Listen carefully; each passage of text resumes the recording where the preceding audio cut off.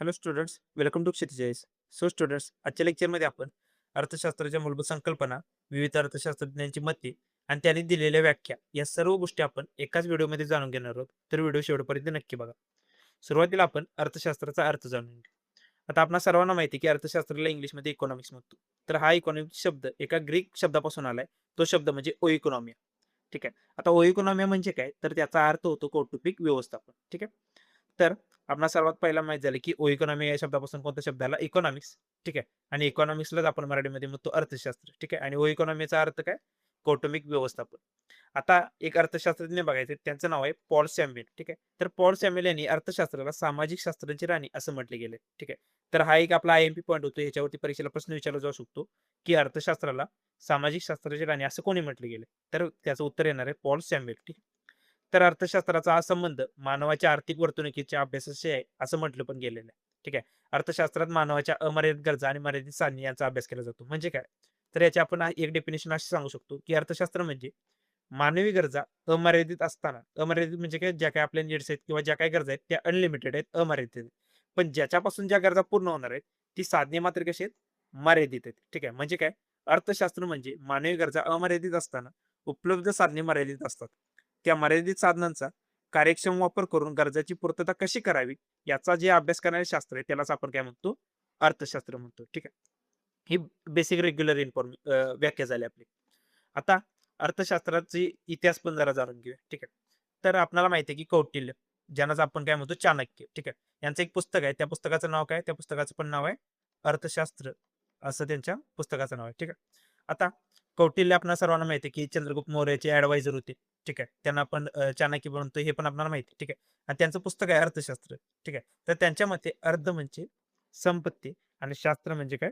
विज्ञान. ठीक आहे. म्हणून त्याने फायनल डेफिनेशन काय सांगितली की अर्थशास्त्र म्हणजे संपत्तीचे संपादन व व्यवस्थापन होय. आता त्यांचं जे काही पुस्तक होतं अर्थशास्त्र, ठीक आहे. ते कशावर रिलेटेड होतं, तर एखादं राज्य कसं चालवायचं आणि त्याच्यामध्ये इकॉनॉमिक्सचा काय पार्ट आहे हेच होतं. तर त्यांचे मुद्दे काय होते? तर पहिला म्हणजे अर्थशास्त्रामध्ये सरकार आणि राज्याची महत्त्वपूर्ण भूमिका असते. त्याचबरोबर जे काही राज्य आहे त्या राज्याने संपत्ती निर्माण करण्यावरती लक्ष केंद्रित करून राज्याचे कल्याण केलं पाहिजे. पुढचा तिसरा पॉइंट, पुढचा येतो सुशासनासाठी कार्यक्षम प्रशासन यंत्रणेची आवश्यकता आहे. त्याच्यानंतर अर्थशास्त्रामध्ये राजकीय कल्पनाचे संकलन. आता दरवर्षी परीक्षेला विचारला जाणारा प्रश्न म्हणजे एक आपल्याला डेफिनेशन दिली जाते आणि विचारलं जातं की ती डेफिनेशन नेमकी दिली कोणी, ती व्याख्या दिली कोणी, असं आपल्याला विचारलं जातं. तर अर्थशास्त्राची आपण व्याख्या जाणून घेऊ. सर्वात पहिला आपल्याला एक अर्थशास्त्रज्ञ बघायचा आहे, ते म्हणजे ॲडम स्मिथ. ठीक आहे. आता ॲडम स्मिथ यांच्याबद्दल आपण तथ्य जाणून घ्या. सर्वात पहिला, अर्थशास्त्राचे यांना जनक म्हटले जाते हे आपल्याला माहित पाहिजे. हे कोणत्या प्रकारचे अर्थशास्त्रज्ञ होते? तर सनातनवादी. ठीक आहे. आता 3 प्रकार पडतात अर्थशास्त्रज्ञांचे. सनातनवादी, नवसनातनवादी आणि आधुनिक. ठीक आहे. तर त्यापैकी ॲडम स्मिथ हे सनातनवादी होते. ठीक आहे. तर त्यांनी एक पुस्तक लिहिलं होतं. त्या पुस्तकाचं नाव काय? An inquiry into the nature and causes of the wealth of nation. ठीक आहे. ज्याला आपण शॉर्ट फॉर्ममध्ये असं पाठ करतो, की वेल्थ ऑफ नेशन म्हणजे राष्ट्राची संपत्ती. हा त्यांचा जो ग्रंथ किंवा पुस्तक हे कधी प्रसिद्ध झालं तर 1776 साली. ठीक आहे. त्यांच्या मते त्यांनी काय अर्थशास्त्राची डेफिनेशन केली? तर त्यांनी अर्थशास्त्र हे संपत्तीचे शास्त्र आहे, अशी त्यांची डेफिनेशन होती. ठीक आहे. तर त्यांच्या व्याख्येचे महत्त्वाचे मुद्दे कोणते होते? तर निरहस्तक्षेपाचे धोरण, भांडवल व संपत्तीचा साठा, त्याच्यानंतर आर्थिक घडामोडींचे नैसर्गिक नियम आणि आर्थिक वृद्धींच्या सिद्धांतामध्ये श्रम विभाजन या विशिष्ट पैलूंचं महत्त्व. ठीक आहे. हे आपल्याला झालं ॲडम स्मिथ यांच्याबद्दलचं. पुढचे आपल्याला अर्थशास्त्रज्ञ बघायचे आहेत, अल्फ्रेड मार्शल. ठीक आहे. आता अल्फ्रेड मार्शल हे नवसनातनवादी अर्थशास्त्रज्ञ होते. ठीक आहे. यांनी पण एक पुस्तक लिहिलं. त्या पुस्तकाचं नाव होतं प्रिन्सिपल ऑफ इकॉनॉमिक्स, ज्याला आपण मराठीमध्ये म्हणतो अर्थशास्त्राची मूलतत्वे. हे पुस्तक 1890 साली प्रसिद्ध झालं. ठीक आहे. किंवा प्रकाशित झालं आपण असं म्हणू शकतो. यांनी काय डेफिनेशन केली? तर यांच्या मते अर्थशास्त्र हे मानवी कल्याणाचा अभ्यास करणारे शास्त्र आहे, असं त्याने सांगितलं. काय सांगितलं? अर्थशास्त्र हे मानवी कल्याणाचा अभ्यास करणारे शास्त्र आहे. ठीक आहे. पुढे जाऊन त्यांनी असं पण सांगितलं, की यात प्राप्ती व आवश्यकतेनुसार उपलब्ध साधनांचा पर्याप्त वापर या संबंधित वैयक्तिक व सामाजिक वर्तनाचा अभ्यास केला जातो, असं पण त्याने सांगितलं. त्यांच्या व्याख्येचे महत्त्वाचे मुद्दे असे होते, की पहिला मुद्दा, अर्थशास्त्र म्हणजे सामान्य माणसाचा अभ्यास. ठीक आहे. दुसरा मुद्दा, अर्थशास्त्र म्हणजे आर्थिक वर्तनाचं शास्त्र आणि अर्थशास्त्र म्हणजे भौतिक कल्याणाचा अभ्यास. आणखीन एक गोष्ट त्यांनी सांगितली ती म्हणजे अर्थशास्त्रात केवळ संपत्तीचा अभ्यास केला जात नाही, तर त्याच्यामध्ये मानवाच्या वर्तनामध्ये कसा बदल होतो हे पण बघितलं जातं. पुढचं बघायचं आपल्याला लिओनल रॉबिन्स. ठीक आहे, यांची व्याख्या. आता लिओनल रॉबिन्स यांनी अर्थशास्त्राची दुर्मिळतेवर आधारित व्याख्या मांडली. ठीक आहे. यांची व्याख्या सर्वात जास्त प्रसिद्ध आहे. ठीक आहे. तर यांचं पण एक पुस्तक होतं. यांचं पुस्तक होतं "an essay on the nature and significance of economic science." ठीक आहे. हे यांचं पुस्तक होतं. कधी प्रकाशित झालं तर 1932 ला. ठीक आहे. आता त्यांची व्याख्या होती अमर्याद गरजा. ठीक आहे. आणि मर्यादित परंतु दुर्मिळ पर्यायी उपयोगासाठी साधने यांचा मेळ घालताना करण्यात येणाऱ्या मानवी वर्तनाचा अभ्यास करणारे शास्त्र म्हणजे अर्थशास्त्र होय. ठीक आहे. आता आपण बघितलं की मानवाच्या गरजा अमर्यादित आहेत. ठीक आहे. पण ज्या काही साधने आहेत ती कशी आहेत? मर्यादित आहेत. ठीक आहे. याचा मेळ घालताना मानवामध्ये, मानवाच्या वर्तनामध्ये जो काही बदल होतो आणि त्याचा जो अभ्यास केला जातो त्यालाच काय म्हटलं गेले अर्थशास्त्र. ही डेफिनेशन कोणी केली तर रॉबिन्स. ठीक आहे. तर या 3 डेफिनेशन झाल्या. सर्वात पहिला आपल्याला ॲडम स्मिथ यांची डेफिनेशन माहीत पाहिजे, की अर्थशास्त्र हे संपत्तीचे शास्त्र आहे. त्याच्या अगोदर पण आपण एक बघितली, एक वाक्य कोणाचं बघितलं, तर पॉल सॅम्युएल यांच्या मते अर्थशास्त्र की सामाजिक शास्त्राची राणी असं अर्थशास्त्राला कोण म्हटले? Paul Samuel. ठीक आहे. ॲडम स्मिथ यांचं आपल्याला माहीत झालंय, की अर्थशास्त्र म्हणजे संपत्ती शास्त्र. त्याच्यानंतर मार्शल यांनी सांगितलं, अर्थशास्त्र हे मानवी कल्याणाचा अभ्यास करणारे शास्त्र असं त्याने सांगितलं. आणि त्याच्यानंतर यांची सर्वात मोठी डेफिनेशन पाहायला मिळते ती म्हणजे अमर्याद गरजा आणि मर्यादित साधने यांच्या रिलेटेड असणारी डेफिनेशन. आता अर्थशास्त्राच्या आपल्याला शाखा बघायचे. ठीक आहे. तर अर्थशास्त्राच्या 2 महत्त्वाच्या शाखा आहेत, ज्याला आपण सूक्ष्म अर्थशास्त्र आणि स्थूल अर्थशास्त्र असं म्हणतो. आता सूक्ष्म अर्थशास्त्राला आपण इंग्लिशमध्ये मायक्रो म्हणतो आणि स्थूलला मॅक्रो म्हणतो. ठीक आहे. तर हे डिव्हिजन कोणी केलं? तर सर रॅगनर फ्रिश. ठीक आहे. कोणी डिव्हिजन केलं? सर रॅगनर फ्रिश याने सूक्ष्म अर्थशास्त्र आणि स्थूल अर्थशास्त्र असं 2 शाखांमध्ये विभाजन केलं. आता जसं आपण बघितलं की इकॉनॉमिक्स या ची उत्पत्ती इकॉनॉमी या ग्रीक शब्दापासून झाली.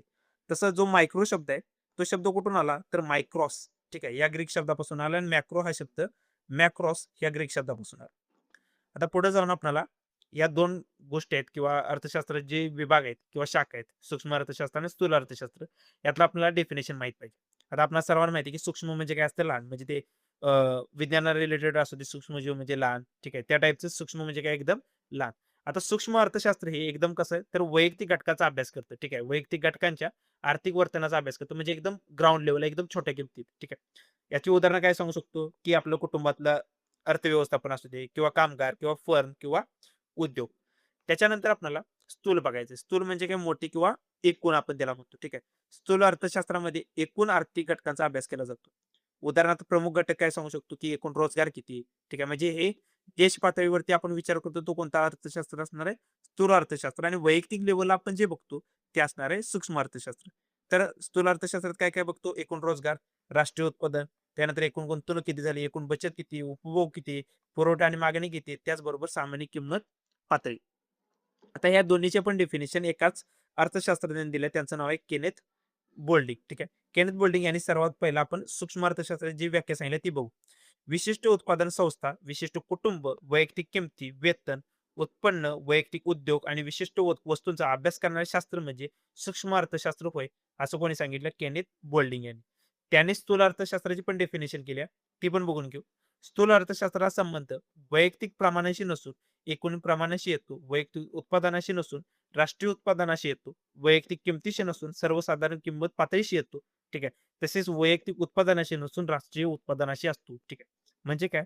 की त्यांना एवढंच सांगायचं की सूक्ष्म अर्थशास्त्रामध्ये सर्वात महत्त्वाचं वाक्य पाहिजे ते म्हणजे फक्त वैयक्तिक. ठीक आहे. सूक्ष्म अर्थशास्त्रामध्ये आपण सगळ्या गोष्टी वैयक्तिक लेव्हलला बघतो. पण स्थूल अर्थशास्त्रामध्ये आपण वैयक्तिक नाही तर सर्वसाधारण म्हणजे राष्ट्रीय पातळीवरती आपण बघतो. आता मी तुम्हाला सांगितलेलं की 3 प्रकार पडतात. ठीक आहे. अर्थशास्त्रज्ञांचं. ठीक आहे. त्याच्यामध्ये पहिला प्रकार येतो सनातन संप्रदाय ज्याला आपण क्लासिकल म्हणतो. ठीक आहे. काय म्हणतो आपण त्याला? क्लासिकल इकॉनॉमिक्स म्हणतो. नवसनातन म्हणजे निओ क्लासिकल ठीक आहे. काय आपण म्हणतो त्याला?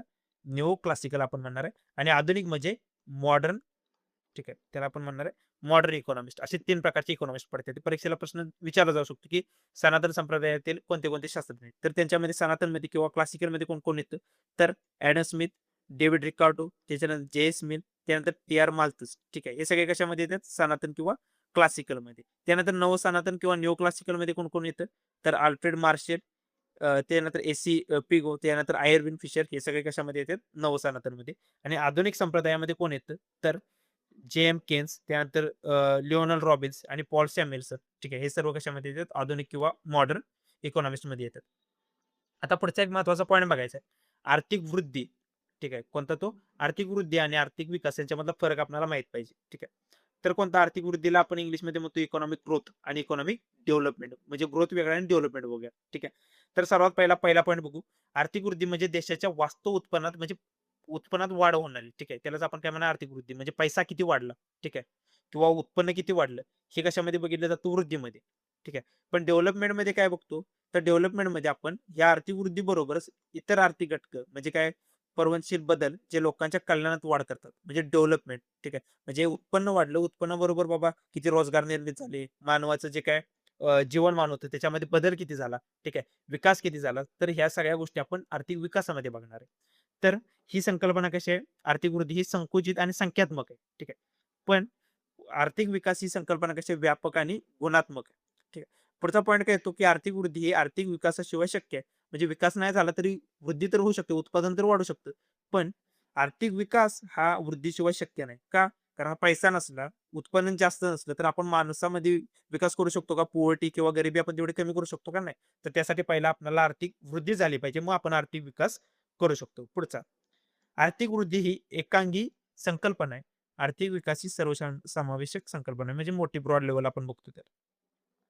त्याच्यानंतर आर्थिक वृद्धी ही स्वयंपूर्ण आणि प्रतिगामी होणारा बदल आहे.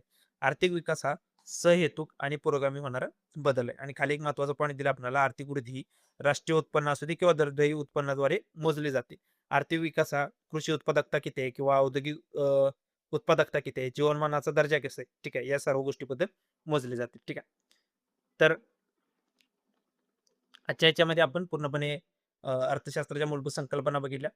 त्याच्यानंतर वेगवेगळ्या दृष्टिकोन, ठीक आहे. त्याच्याबरोबर व्याख्या आणि मग आपण बेसिक फरक बघितला, की सूक्ष्म अर्थशास्त्र म्हणजे काय, स्थूल अर्थशास्त्र म्हणजे काय, हा फरक बघितला. त्याच्यानंतर आर्थिक वृद्धी आणि आर्थिक विकास, ठीक आहे. ह्या सर्व गोष्टी पण बघितल्या. ठीक आहे. तर व्हिडिओ आपण इथे स्टॉप करतोय. व्हिडिओ आवडला असेल तर व्हिडिओला लाईक करा आणि अशाच नवनवीन व्हिडिओसाठी आपल्या चॅनलला सबस्क्राईब करा. थँक